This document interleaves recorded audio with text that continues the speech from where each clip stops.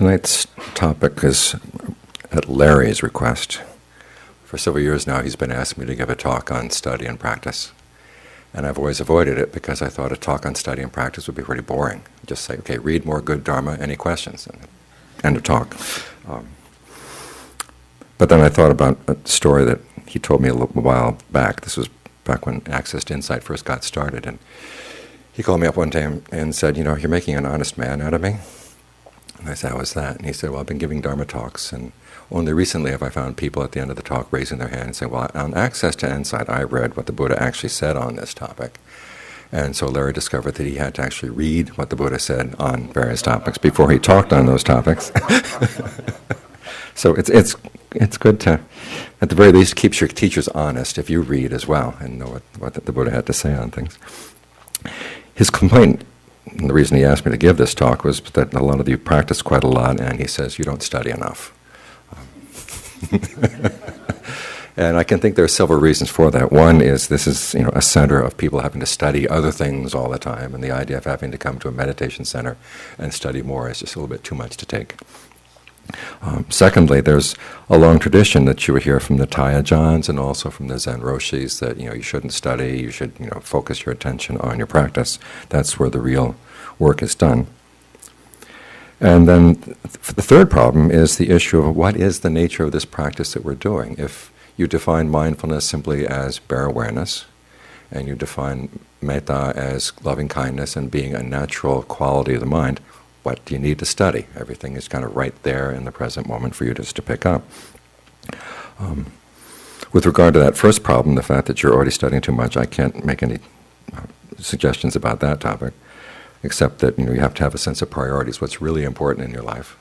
Is your career going to be so all-consuming that you can't have some time to stop and kind of look into understanding your own mind better through looking at, say, how people in the past have looked at the mind? As for the Ajahns and the Roshis, it turns out that a lot of them also studied quite a bit. In fact, they're assuming when they say don't study anymore, they say any more. Okay, they've studied quite a lot, and now is the time to practice. But you hear about the various Ajahns, and they all had a good background in study. You read about Ajahn Chah and his very direct way of speaking. You actually look at Ajahn Chah's talks in Thai, and he uses quite a lot of technical vocabulary. And when it gets translated into English, the technicality gets kind of smoothed out, but it's there in the Thai. In fact, he took study so seriously as a result of one of his teachers who taught him Vinaya, which is the disciplinary rules of the monks. There was one night when, after Vinaya class, later that night, there was a knock on his door, and it was his Vinaya teacher. And he said, what's up? And he says, well, today I taught you something wrong, and I want to clear up the mistake. And Ajahn Chah said, well, can't this wait till tomorrow? And he said, I might die tonight. I don't want to leave you with a misunderstanding. And Ajahn Chah said, whoa, they take it this seriously. And so he decided he was going to take it that seriously as well.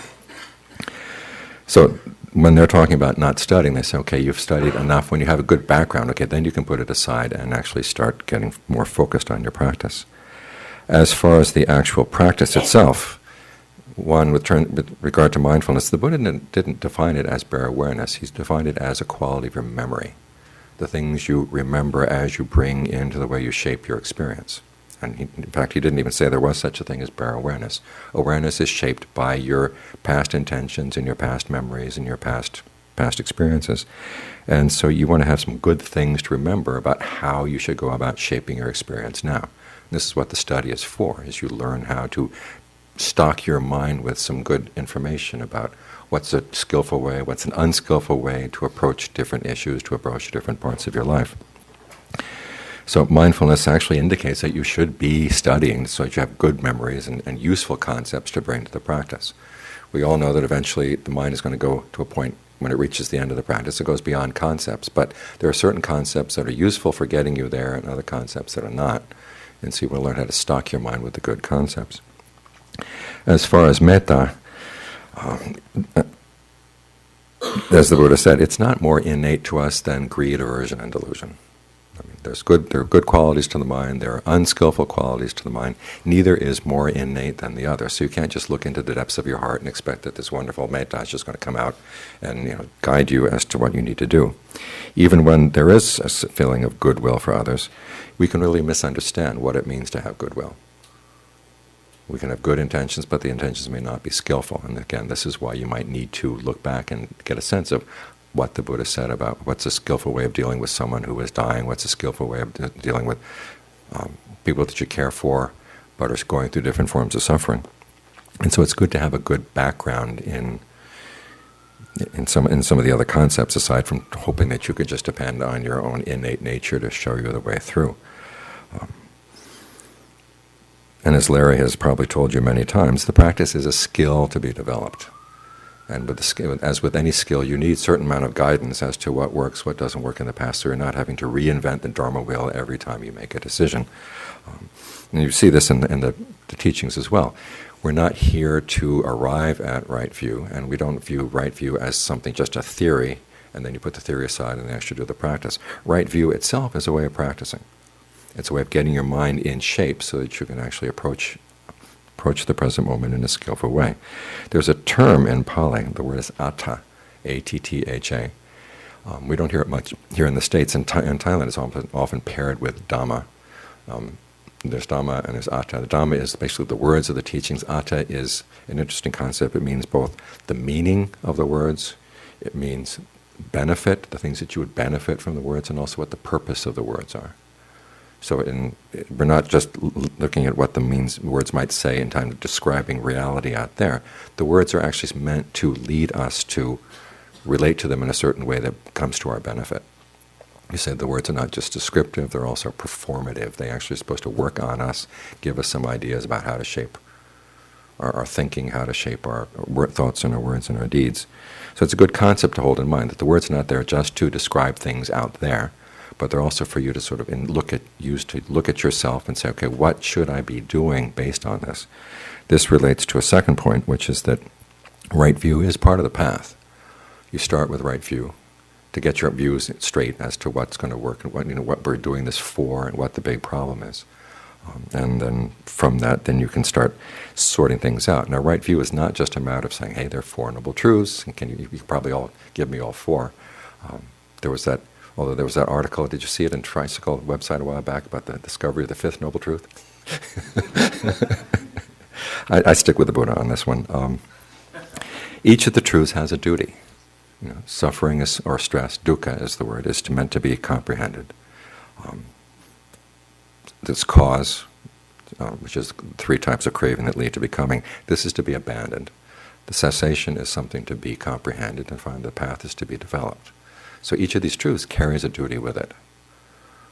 And so you want to know, when you're looking at your experience, okay, where does this particular experience fall on this map?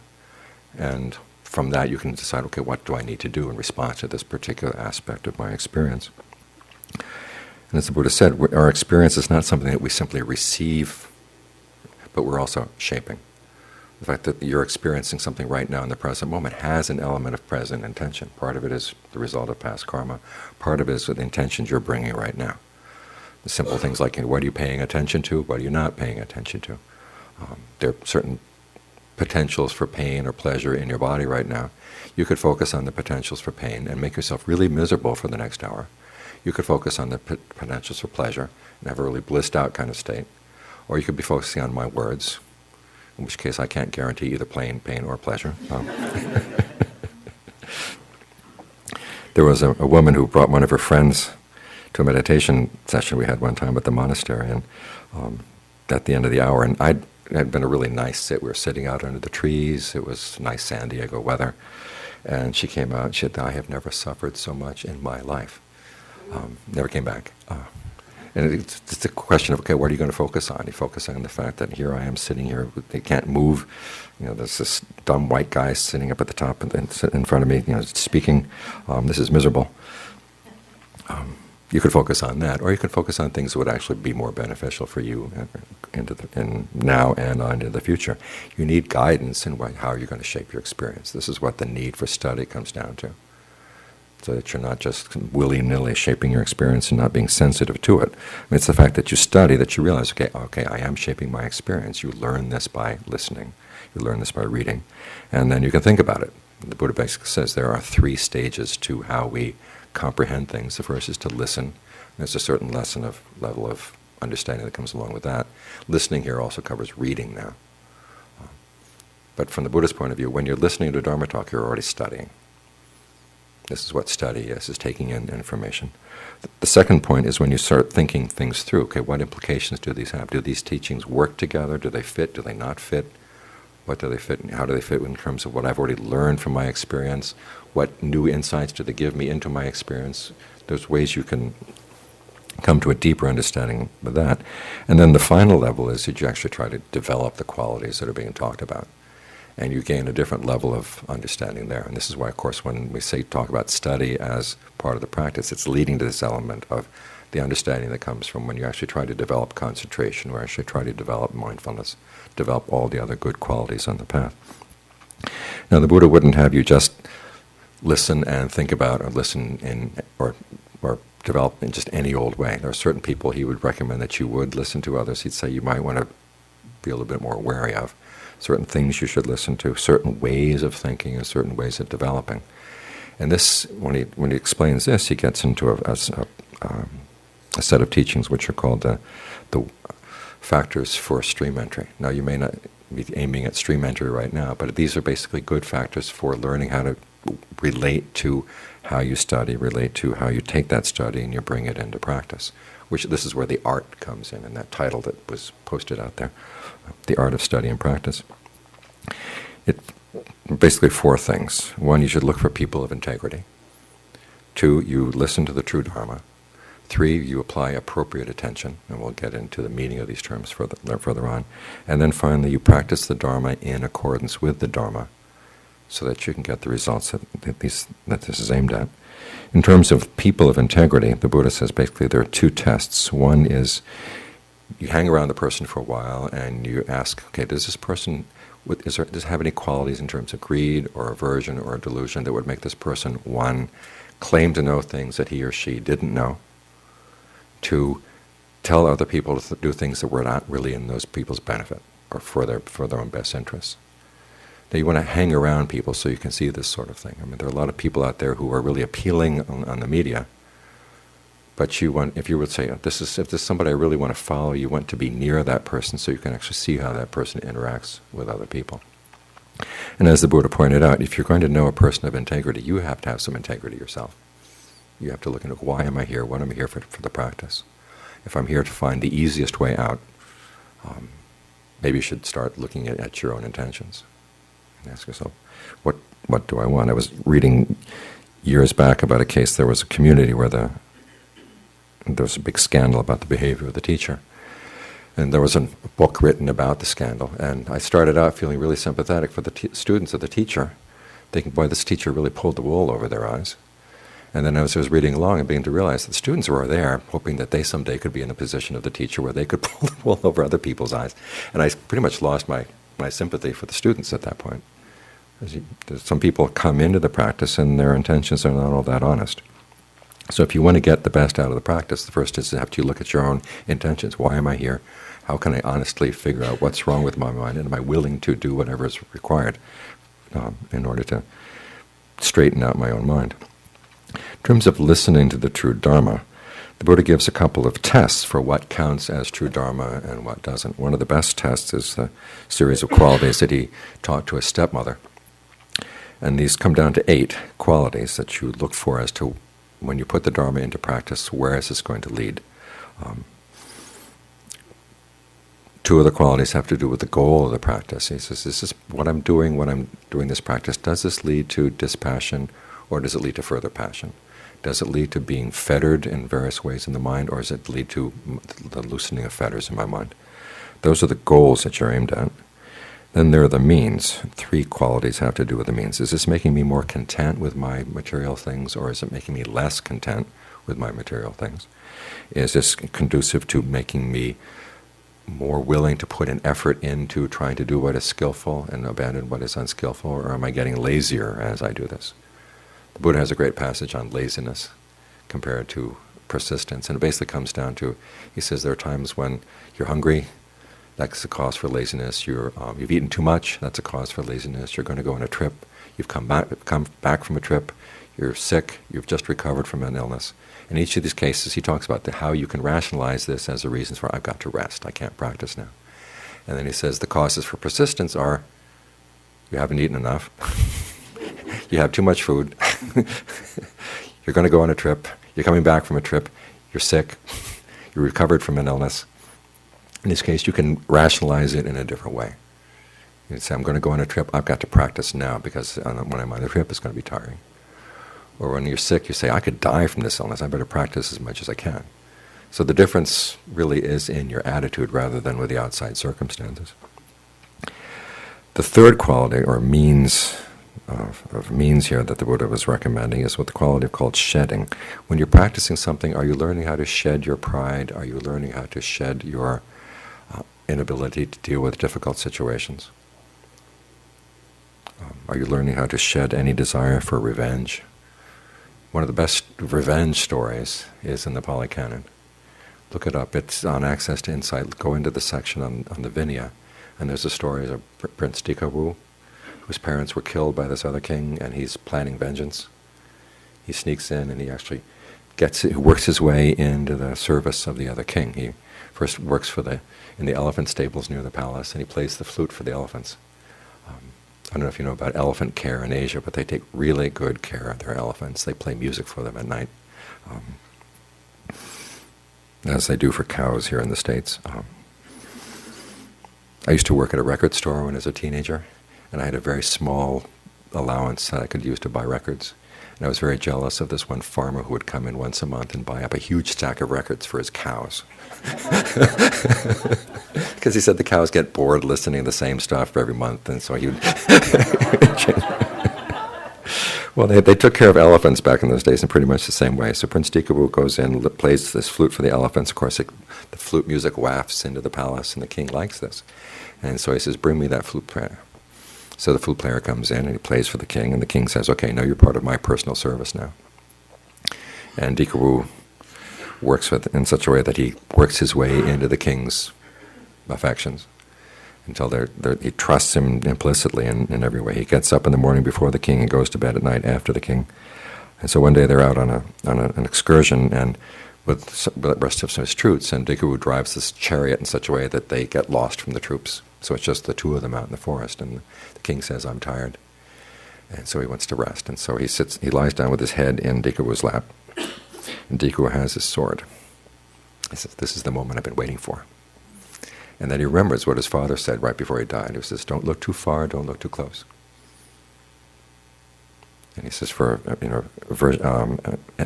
animosity is never settled through animosity, it's settled through lack of animosity. So he puts his sword back in the scabbard. And then he starts thinking about this king again. He says, now this king really did a lot of damage to my family. And so he pulls the sword out again, he's ready, and then he thinks about what his father said and puts it back 3 times. Finally the king wakes up in fright. He says, I had this horrible dream that Prince Dikawu had followed me, because he doesn't know that this is Prince Dikawu.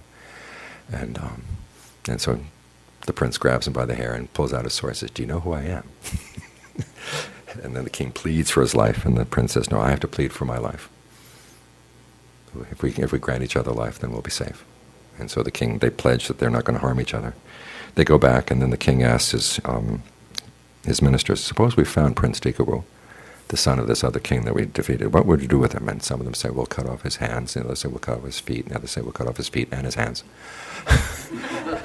And others say, we'll cut off his nose, we'll cut off his ears, we'll cut off his nose and his ears. We'll kill him, cut off his head. And the king says, okay, this is Prince Dikawu, don't harm him. We've pledged our lives to each other. And the Buddha gave this talk to a group of monks who had split up. Basically what was over one monk who hadn't flushed the toilet. and it had exploded into this huge issue that had split the monastery. And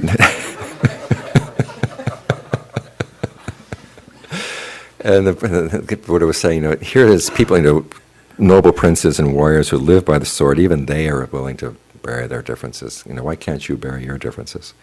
And the monks said, okay, you're the Buddha, you stay out of this, we're taking care of our own business. So the Buddha leaves. And then the lay people, of course, get very upset that the monks drove the Buddha away, so they starve both sides. And then the Buddha comes back. Then the monks make up. So one of the things we have to learn how to shed is our desire for revenge against people who have harmed us. Another thing we have to learn how to shed is our pride. Now, if you're practicing a Dharma that advises that and helps you with that, okay, that's true Dharma. Okay. Then there's the question of the impact that our teachings have on other people. And there are three things that the Buddha emphasizes. One is that we have to be modest about our attainments. Whatever's doing. We don't go to a jhana retreat and come out and say, I was in the fourth jhana. How about, what kind of jhana were you in? You can keep quiet about that. There's a story in the canon about this one young novice who was able to levitate up to the Himalayas every day and get a bowl full of water from that lake that's near Mount Kailash and bring it back down to his teacher. But he said he didn't want anybody to know. That's the kind of Dharma we want to practice. There's another story in the commentaries about a monk who was doing the practice of not lying down at night. He'd sit up all night and meditate. And he didn't want anybody to know. In fact, the other monk who was sharing his hut didn't even know that this monk was practicing that. Until one night there was a lightning storm outside, and the other monk was lying down, but as the lightning flashed and he saw the silhouette of this other monk sitting in front of the window, he asked him, are you observing the sitter's practice? And the monk lies down. He says, no. He didn't want anybody to know. Then the next night he took it on again and continued. So that's the kind of practice we want, is that we're not trying to show off to anybody.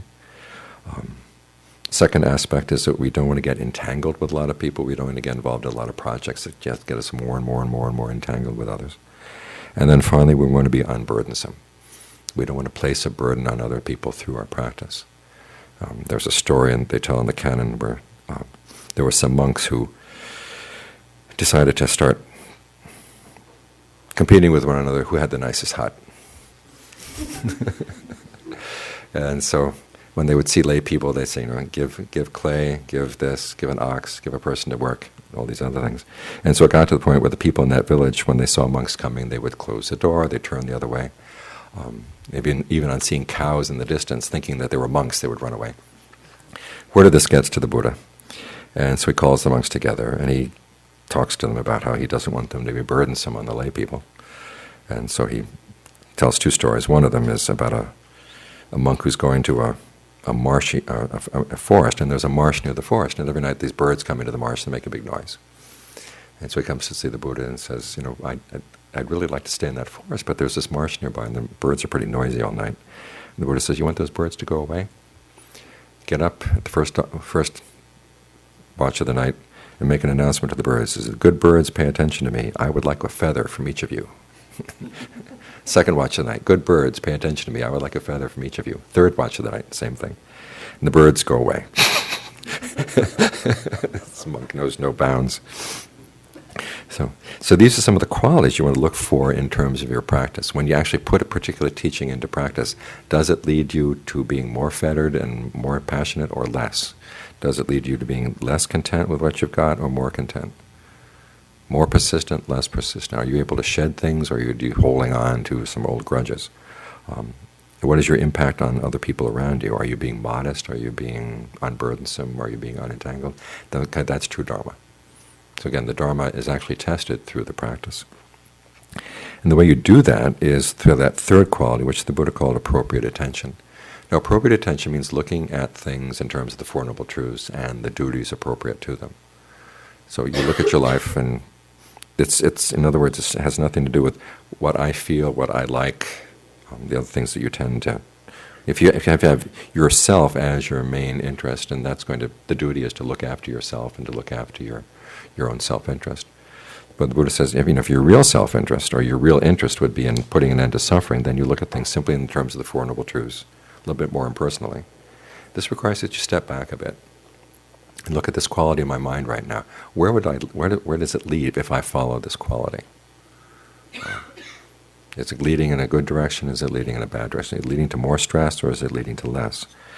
And this is where the Buddha's teachings on mindfulness come in useful. You probably heard about the 4 foundations of mindfulness, or the 4 establishments of mindfulness.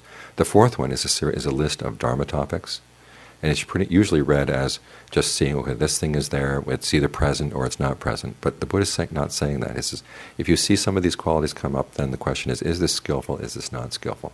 He's giving you different frameworks for looking at your experience. The first framework is the Four Noble Truths, which is seeing things. Where's the stress? Okay, how does he identify stress? He doesn't say life is suffering or life is, he says stress, whatever kind of stress you're suffering from, and we're talking mainly about mental stress here, it's coming from clinging to the five aggregates. Now, it's not like explaining something that's, that Jesus is actually Michael of Nebutron. It's pretty weird, it's very technical language, which doesn't sound, at the beginning, doesn't sound like much of an explanation, but actually, as the Buddha is saying, it's the way the mind feeds on these five aspects of your awareness. That's what the suffering is. So he's giving you a way to focus on comprehending when I'm suffering from something. The question is, what am I clinging to? Am I clinging to a particular perception of my body? Am I clinging to a particular feeling? Clinging to a particular perception of things, the labels that you put on things? Am I clinging to a particular kind of thinking about things? Am I clinging just to the idea that I want to be aware of something? Okay, that when you're feeding on these things, there's going to be suffering. So he's giving you a definition for how you look at wherever there's suffering in your life right now. Try to look at it in these terms, what the aggregates are. One of the reasons I think he talks about aggregates in these terms, and why does he choose these five things in your experience as objects of clinging? Because when we feed, we tend to get engaged in these five aggregates. The aggregates are not piles of gravel. They are activities. And the first one is, suppose that you're hungry. Okay, there's the form of your body that you're trying to maintain, and there's the form of the thing you're going to feed on. The feeling there would be the feeling of hunger that you're trying to get rid of, and the feeling of pleasure that you're trying to pursue by feeding. The perception there would be your perception. What kind of hunger do you have? Do you have a hunger for a donut right now, or is it a pizza, or is it, what kind of food is that you're hungering for? Or would you like a little bit of affection? Is that the kind of hunger you've got? So that's perception, trying to identify what is the nature of my hunger right now. And then the other aspect of hunger, of perception, is trying to perceive what is food out there and what's not food. Is this going to assuage my hunger, or is this not? Or is it going to be, if it's I can't find anything else, it'll just be kind of a stopgap measure. That kind of perception. I mean, this is what little kids do all the time. They come across something. Where does it go? The first thing goes in their mouth. Is this food? Is this not food? That's the big question. Fabrication is the question of what do I have to do in order to get that food? Where is the pizza shop tonight? Do I have enough money for my pizza shop? If I don't have enough money, whose money can I borrow? And you figure out how you're going to get your way over to that pizza. That's fabrication. Or you've got the food, but it's a raw potato. What do you have to do? We have to fix the raw potato. That's also fabrication. And then finally, consciousness is your awareness of these things.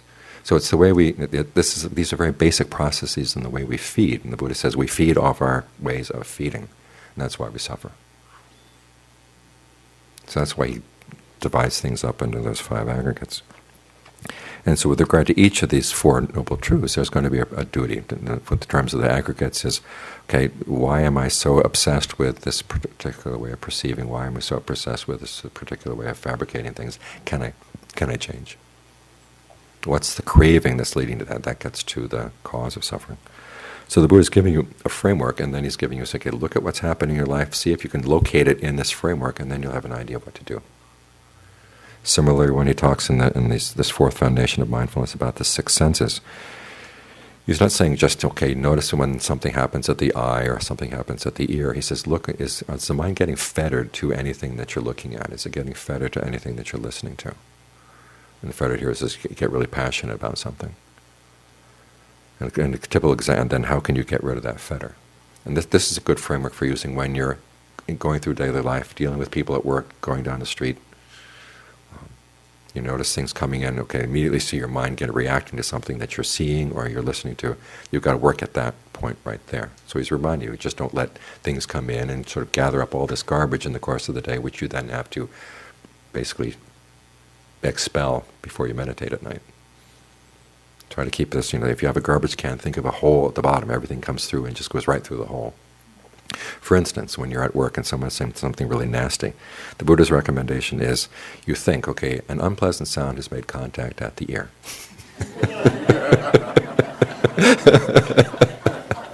Now, for how many of us does it stop there?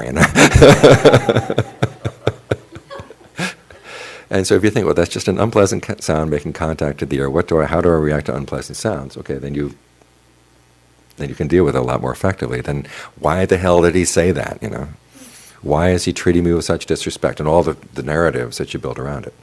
You try to hold it back. Okay, then unpleasant sound has made contact at the ear. How do I not let that get in and affect my mind? And that way, if the person really did say something nasty, you're in a much better position to respond in a more skillful way, rather than taking it as a wound. So it's an instruction in how to deal with things that are happening, and so that you're not going to be responding or shaping the experience in an unskillful way. Similarly with the other two lists, well, there are actually three more lists. There's the list of the 5 hindrances and the list of the 7 factors of awakening. When you're sitting down to meditate, the first question is, okay, when something's coming up in my mind that's getting in the way of my meditation, what kind of hindrance is this, and how do you deal with that? Is this sensual desire? Then how do you deal with sensual desire? If this is anger or ill will, how do you deal with that? Sleepiness, restlessness and anxiety, uncertainty. This is kind of a list so that you can go through, okay, what's the problem right now? And then how do I deal with that? Like with uncertainty, you say, well, I really don't know if this practice is good for me or not. And you say, well, stay with your breath. The breath is coming in, you know it's going in. The breath is going out, you know it's going out. You can be certain of that. Stick with that. If it's restlessness and anxiety, you're concerned about the future, remind yourself, okay, I don't know what's going to happen tomorrow. I mean, with all this fracking around, who knows? There might be an earthquake in Boston. And whatever happens, I can put up all these plans and everything, but who knows if what I'm anticipating is going to happen. But if something really out of the way happens, I do know that I will need more mindfulness and I will need more alertness. Let's work on that now. So that's a way of thinking, of getting your corralling your restless thoughts in and bringing them back to the present. As for sleepiness, or I love that sloth and torpor. It sounds like sounds like Socrates was our torpedo fish. You remember that? It's in one of the Platonic dialogues. Someone accuses Socrates of being a torpedo fish because he makes you torpid. Yeah. And so, okay, how you deal with sleepiness? Okay, you get up and you walk around a bit. Pull your ears. If you had anything that you've memorized, chant that to yourself. And of course, nowadays when I do my chants to overcome sleepiness, that's passages from the Pali. When I hadn't memorized anything from the Pali, I had one thing that I'd memorized from high school that I could remember, which was the Jabberwocky. And that kept me awake, So with each of the hindrances, once you recognize it's a hindrance and you can pull yourself back, okay, then you know what to do. And this is what these lists are for, so you can pull yourself back from being so totally involved and immersed. Because normally when greed arises or sensual desire arises, the object of your desire really is desirable. When there's ill will, the person you feel ill will for really does deserve your ill will, and so on down the line. And you've got to learn how to get out of that thing where you believe your hindrances. Step back and have a little bit of distance from them. That's what the purpose of these lists are for. Similarly with the factors for awakening, you see something good arising, okay, you know this is something I've got to maintain. It's not like a moment of concentration comes and you say, oh, that's a moment of concentration. It is inconstant, stressful, and not self, and let it go. This is something else you want to develop. And the same with all the other mindfulness, what they call analysis of qualities, trying to figure out what's there in your mind. Persistence, rapture, concentration, serenity, equanimity. These are things that you want to develop in a balanced way. So in each of these cases, the Buddha is giving you a framework for figuring out what I need to do in terms of my experience right now. So this is why we study, so give ourselves this framework, and so you can step back and identify, rather than identifying with something, you can identify this is something that's separate from my awareness, and the next question is, what do I do with it? That's what the purpose of the study is for. And so you learn to think of things in terms of the Forumable Truths. Okay, is this something skillful to be developed, or is this something unskillful that I've got to learn how to get past, learn how to let go of? Once you figure that out, then the fourth quality the Buddha recommends is what he calls practice the Dharma in accordance with the Dharma. Now this has two meanings. One is that you don't try to interpret the Dharma in line with your greed, aversion, and delusion, which is what a lot of people do. And this is, according to John Suwat, who is my teacher in California, he spent a lot of time with Ajahn Mun. He says this was the teaching Ajahn Mun would stress over and over and over again. Is we're not here to practice the Dharma in accordance with Thai custom or Laotian custom. And this is one of the interesting parts of the forest traditions. We think of it now as the Thai forest tradition and label it as a very much a part of Thai culture, but that back in those days it was considered very radical. The people would get into big arguments about Ajahn Mun because he wasn't practicing the way other Thai monks did. But he's saying here, I'm not looking to practice in line with any particular customs. I'm here to practice the Dharma in accordance with the Dharma, which is something we should think about as we think about trying to make an American Dharma. Do we really want to make it in line with American defilements or an American, good American qualities that we can recognize within ourselves? The other aspect of practicing the Dharma in accordance with the Dharma is that you practice for the sake of dispassion. Because, as I said earlier, that the way we are suffering comes from the way we fabricate our experience. In other words, we bring our attentions to fabricate the present moment. And it's our passion for a particular type of thing that keeps us fabricating all the time. Now, fabricating here doesn't mean lying. It means just that we are shaping our experience. And if we can get some dispassion for the way that we shape experience in a way that leads to suffering, okay, that's going to get us beyond suffering. Now, for a lot of us, dispassion has a connotation of being someone who is totally world-weary and is kind of lifeless. But you look at the Great Awakened Masters, they're not lifeless people. And tonight I'd like to focus on a quality of dispassion that tends to get overlooked, which is a sense of humor. You're able to step back from your old ways of doing things and say, oh my gosh, what a fool I was. Or how foolish that is, and you can laugh at it and you can put it aside.